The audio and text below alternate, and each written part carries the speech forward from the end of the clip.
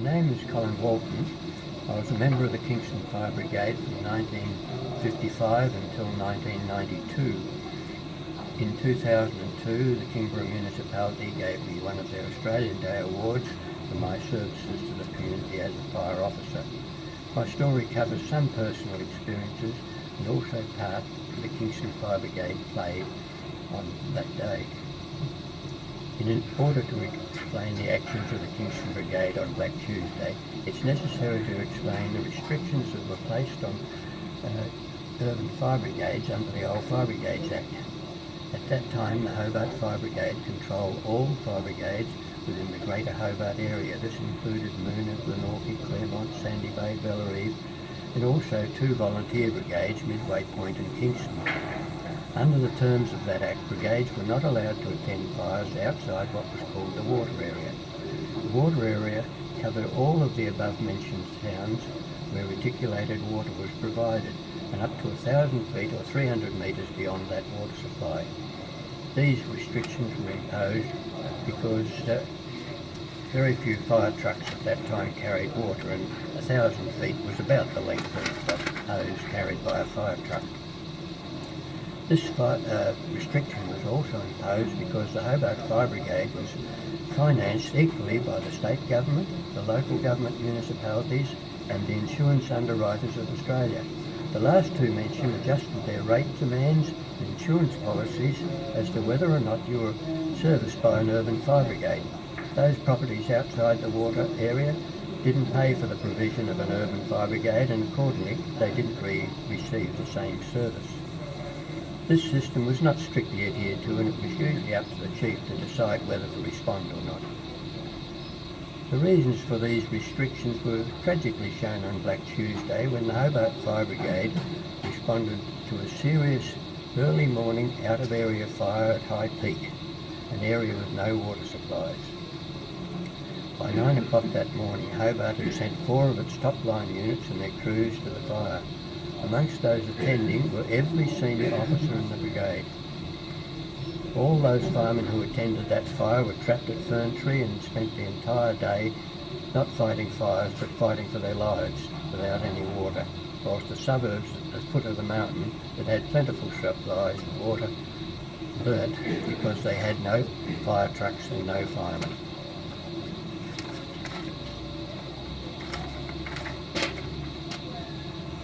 On the morning of the 7th, our brigade began receiving numerous calls from towns between the mountain and Kingston, none of which had water supplies, and as we weren't equipped with radio and carried no water, all were refused, as it was obvious that we'd soon be required at Kingston where we had water.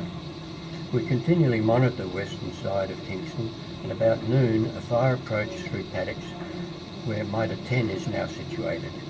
This was still about 1,500 metres from our water supply, and so we returned to our station, only to be told that the fire was now approaching the southwest corner of Blackman's Bay. This was about 2.5 kilometres from where we had seen it a few moments earlier. We discovered later that a resident had organised a group of Boy Scouts to set a backburner on an old track about halfway between Mitre 10 and Blackman's Bay. In so doing, they created a double-fronted super fire that raced towards Blackman's Bay at an incredible speed. On the arrival at the fire in Blackman's Bay, we arrived in total darkness and had to use torches to find a hydrant.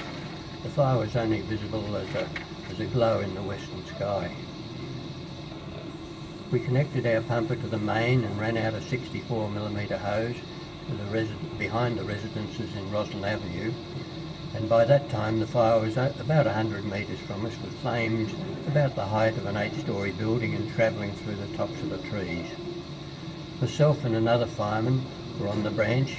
We had an excellent pressure, and so we began to wet the bush in front of us, but to our dismay the water from the hose, which under normal conditions would have delivered a large jet for about 100 feet or 30 metres, was only travelling about 2 metres, and then it was blown away.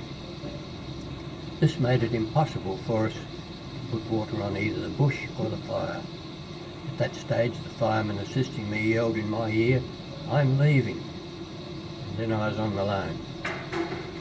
I stayed for a couple of minutes before I decided that if I didn't leave, I would be dead, and so I dropped the hose and ran. I could never recall my run, but I know I had to clear 2 fences, all in total darkness, during the flight. The next memory was laying on the ground where I must have collapsed, about 80 metres from the fire, and I was being violently ill, and I had a lot of pain in both my throat and eyes from the flames that I had eaten on the way. About 5 minutes later, when I ceased vomiting, was able to breathe again, I rejoined the brigade, only to find the water supply had failed, and the chief was in a similar condition to myself, because no one had seen me exit the fire front in the darkness, and he had attempted to look for me. With no water, we retreated to the side of Roslyn Avenue, or to the other side of Roslyn Avenue, and with knapsacks and beaters we attacked any spot fires that crossed the road. We managed to control numerous fires in this manner, despite the efforts of one misguided resident with a box of matches who was trying to backburn against a 100km/h wind. Only one fire escaped us, and by amazing luck a truck driver with a bulldozer came by, and with his help we extinguished that fire as well. By stopping the fire where we did, we probably saved the southern half of Blackman's Bay from destruction. We had just brought this area under control when the local police arrived and asked us to go to Kingston, where houses near John Street were on fire. As we approached the junction of Osmond Esplanade and Roslyn Avenue, 2 buildings were on fire and fires were burning near the Clarendon Children's Home and other nearby houses. Seeing this, the chief stopped the truck and told me to take a knapsack and beater and go and do whatever I could for the residents there. The truck and the remainder of the crew continued on to Kingston, only to find that the water had also failed there, and again they were reduced to using knacksacks and beaters. I continued extinguishing small fires, having to refill my knapsack from the Derwent, and then staggering back up the hill with a 30-kilo tank on the back, until eventually lack of drinking water, the high heat, heavy clothing and extreme physical activity took their toll on my body, and I began to walk home, which was about 1 kilometre away and uphill. I can still remember that walk home, particularly the last few hundred metres, when I was in big doubt whether I was going to manage those last few metres. I was absolutely, totally exhausted. A couple of hours after I arrived home, a next door or a neighbour, not next door, arrived at my door wanting me to. He was dressed in his business suit, and I knew him as a senior executive in a large Hobart company, and he wanted me to go and put out a large, or get the fire brigade to go and put out a large heap of burning logs somewhere near his home. I explained that all communications to the firemen were down, and not a single fireman would be fit to attend because of exhaustion, and should we even get there, there was no water in the mains to extinguish the fire. The gentleman was insistent, so despite the fact that I could barely walk through exhaustion or see because of burnt eyes, I staggered about 100 metres uphill, only to find that I couldn't approach closer than about 30 or 40 metres from the fire because of the severe pain in my eyes caused by the radiant heat.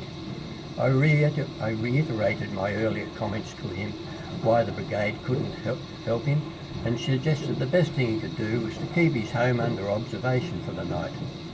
For my efforts, I was then subjected to a disgraceful spray of foul language aimed at myself and the fire brigade.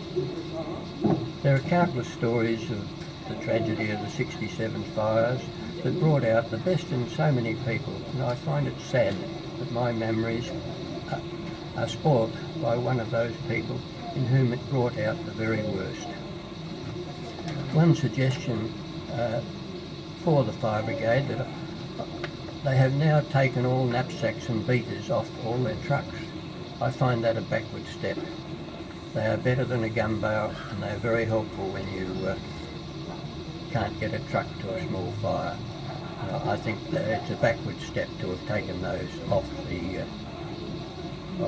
vehicles. I would also make the comment that the spray water supplies to cool the tanker in case they get trapped in fire, if they got caught in anything like the 1967 fires, those sprays over the cabins wouldn't even touch the cabin. We had a 64 mil hose, full high pressure, and it disappeared in instants. So I believe they shouldn't rely on those to keep them alive in a serious situation. They'd help in a small situation, but not a serious one.